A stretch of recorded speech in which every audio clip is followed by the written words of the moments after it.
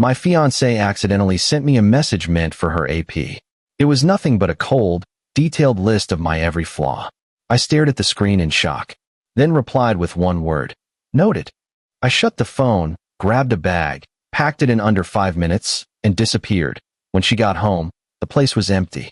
Her world had collapsed. Then the apologies started flooding in. I'm so sorry. Dear friends, please help me complete 1,000 subscribers.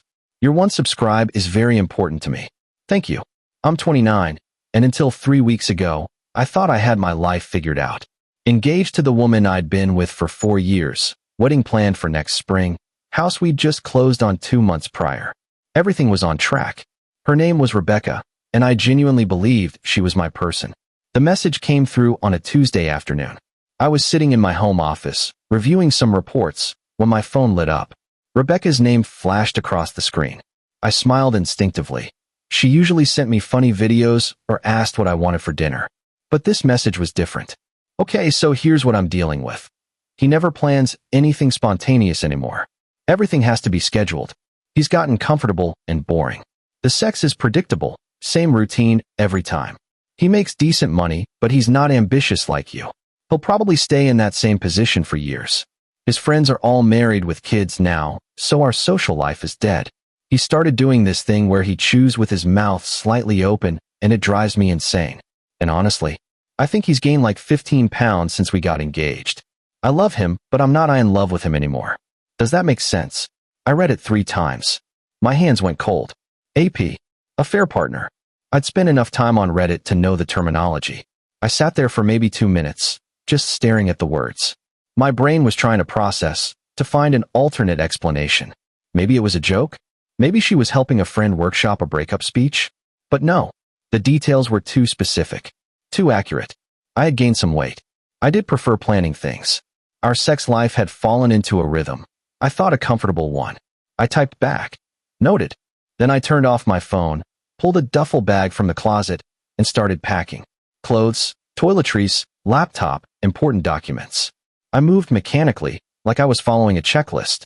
My hands were shaking, but my mind was crystal clear. 5 minutes, maybe 6.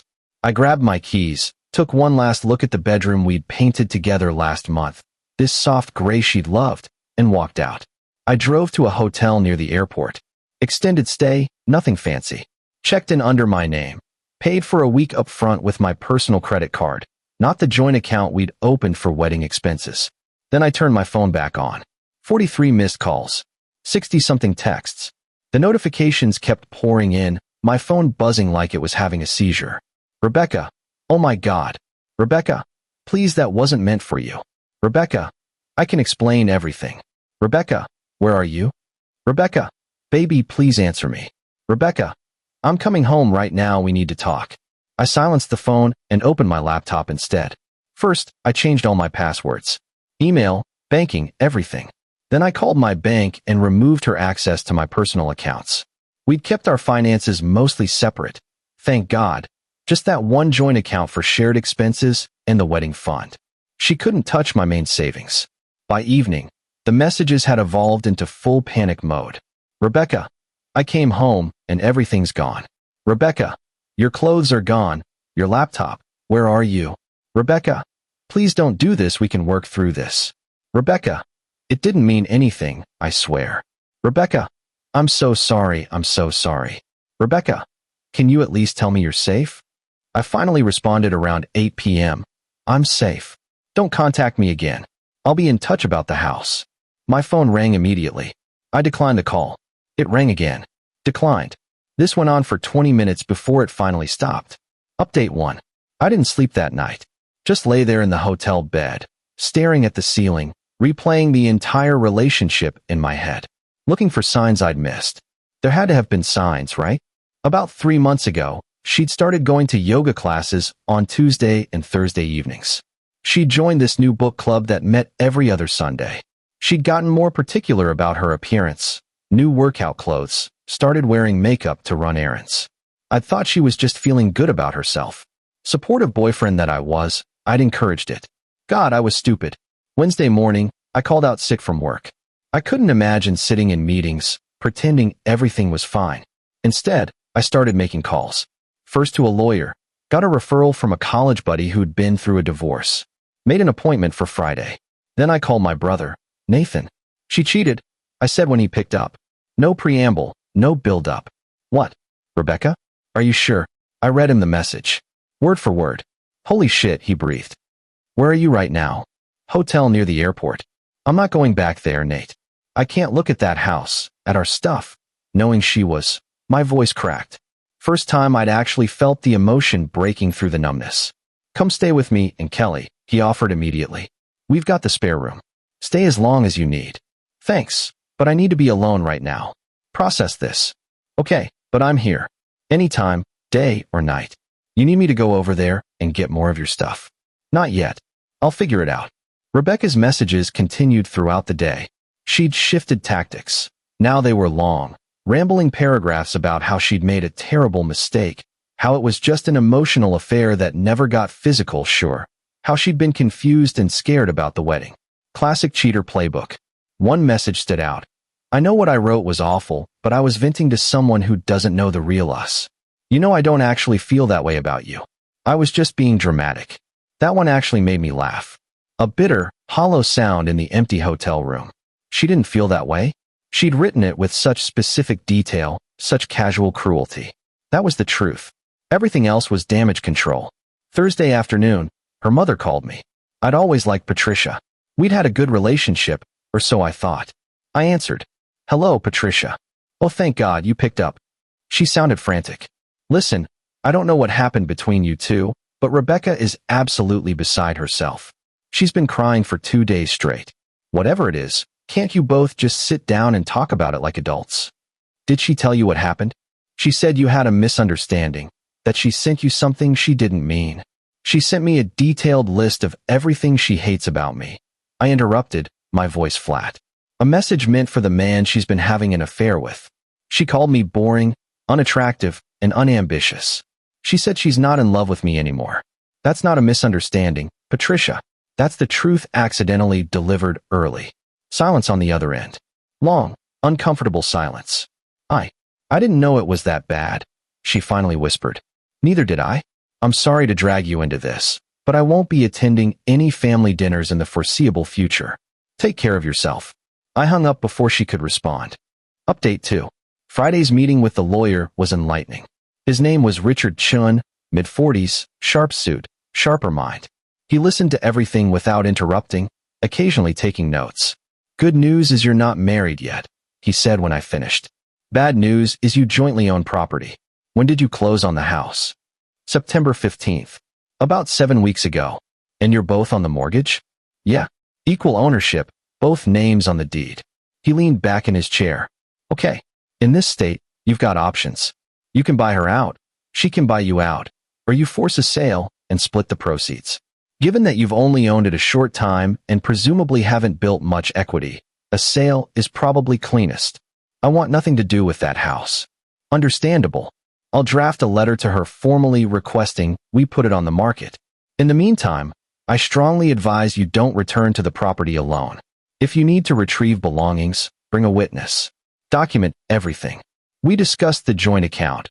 Only about $8,000 in it for wedding deposits and household expenses. He said I could withdraw my half legally, but suggested leaving it alone for now to avoid looking spiteful in case things got contentious. Has she tried contacting you? Constantly. I blocked her number this morning. Smart.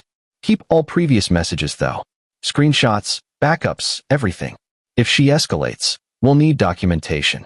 I left his office feeling slightly more in control. Like I had a plan, a path forward that didn't involve just hiding in a hotel room. Nathan convinced me to come over for dinner that night. His wife Qley answered the door with a long hug, didn't ask any questions, just pointed me toward the living room where Nathan had beer and pizza waiting. So what's the play? Nathan asked once we'd settled in. Lawyers handling the house situation. She'll get a formal letter next week. I'm staying out of contact. What about the wedding venues, deposits, all that? I'd honestly forgotten about the wedding and the chaos of everything else. We'd booked a venue, paid deposits to a caterer, a photographer, a DJ. My parents had already bought plane tickets. Her family had been planning an elaborate rehearsal dinner. I'll send one group email, I decided. Cancel everything. Wedding's off. People can make their own assumptions. Qley leaned forward. Have you thought about what you want to say? Because Rebecca's probably already spinning this to your mutual friends. She was right. I pulled out my phone. I'd unblocked it temporarily to check messages, and found several texts from friends in our circle. From Tyler. Hey man, heard you and Rebecca are having some trouble. Want to grab a drink? From Michelle. Rebecca called me crying. Said you left without explanation. What's going on? She's already playing victim. I muttered, showing Nathan the phone. Then get ahead of it, he said. Tell people the truth. You don't owe her your silence. Update 3. Saturday morning, I sat down and drafted an email. Sent it to everyone who'd been invited to the wedding, including both families. Subject, wedding cancellation. I'm writing to inform you that Rebecca and I will not be getting married. The wedding scheduled for April 12th is canceled. I apologize for any inconvenience this causes, especially to those who've already made travel arrangements. The relationship ended when I discovered Rebecca has been involved with someone else. She accidentally sent me a message intended for him, detailing her true feelings about our relationship. There will be no reconciliation. I appreciate your understanding and privacy during this time. If you've sent gifts, please provide your address and I'll arrange returns. Any questions about the relationship's end should be directed to Rebecca, not to me. Thank you. I hesitated before hitting send. It felt harsh, public. But Qley's words echoed in my head. She was already controlling the narrative. This was the truth, plain and simple. Send. Within an hour, my phone exploded. This time not from Rebecca, but from everyone else. Friends, family, cousins I barely talked to, old college roommates. The responses ranged from supportive to shocked to occasionally skeptical. My dad called. Son, I just got your email. Are you absolutely certain about this? I'm certain about what I read, Dad. She was cheating. Emotionally at minimum, possibly physically. She got caught. Your mother's heartbroken. She really loved Rebecca. So did I? That's why this sucks. Do you need anything? Money, a place to stay? I'm okay. Nathan's offered his spare room. I've got a lawyer handling the property stuff. All right, but we're here. Whatever you need. Rebecca tried calling from different numbers. Her friends' phones, her mother's phone, even her office line. I didn't answer any of them. Finally, late Saturday night, she tried one more tactic. She emailed me. I know you block me everywhere, but please read this. I made an enormous mistake. His name is Connor. He's a manager at my company. It started as just friendly conversation about work stress. Then it became more. We never slept together. I swear on everything. We texted. We met for coffee a few times. That's it. I was scared about the wedding, about commitment, and I handled it in the worst possible way. But that message wasn't real. I was exaggerating to him, trying to justify my behavior. You're not boring. You're stable and reliable, and those are good things. I'm so sorry for what I wrote. Please, can we just talk? Face to face? I need you to see how sorry I am. I read it twice. Almost felt bad for her. Almost. Then I remembered. I'm not in love with him anymore. That wasn't exaggeration. That was truth. I didn't respond. Final update. It's been 3 weeks since I walked out. The house paperwork is finalized. Rebecca bought me out with help from her parents. I never had to see her face to face. Richard handled everything through email and courier signatures. I walked away with my initial investment plus about $2,000 in equity. Not much, but enough. I moved into Nathan's spare room for now. Already looking at apartments for January. Started going to the gym again, partially for my health, partially because I needed something to do with all the anger and energy. Lost 5 of those 15 pounds she mentioned. Funny how spite can be motivating. Last week, I found out through Tyler that Rebecca and Connor are apparently official now. Someone spotted them at a restaurant downtown, openly together, holding hands across the table. So much for it didn't mean anything, and we only talked. I wasn't even surprised. Just confirmed what I already knew. She'd been lying about the extent of it from the start. My mom sent me a care package midweek.